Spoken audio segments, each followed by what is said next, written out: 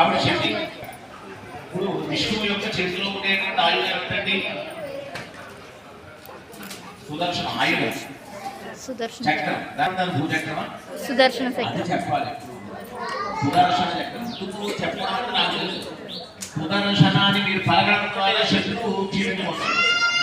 మీరు చెప్పించడం దేనికి అంటే ఆ పదం చెప్పడం ద్వారా చక్రం అన్నమాట.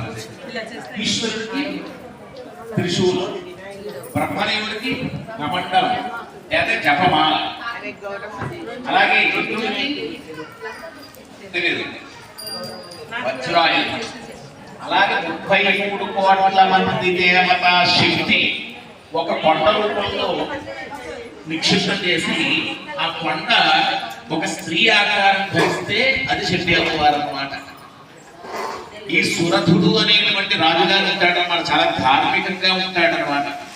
ప్రజల్ని సొంత బిడ్డల మాదిరిగా ప్రతిపాదన చేస్తూ ఉంటాడనమాట.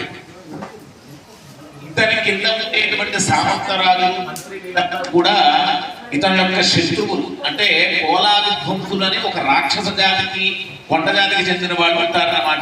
వాళ్ళు పరమ దుర్మార్గులు. వాళ్ళతో చేతులు కలుపుతారు. ఈ రాజ్యాన్ని నుంచి ఈయన బయటకు వచ్చేస్తాడనమాట. అలాగే సమాధి అనేటువంటి ఒక మనుషుడు ఉంటాడనమాట.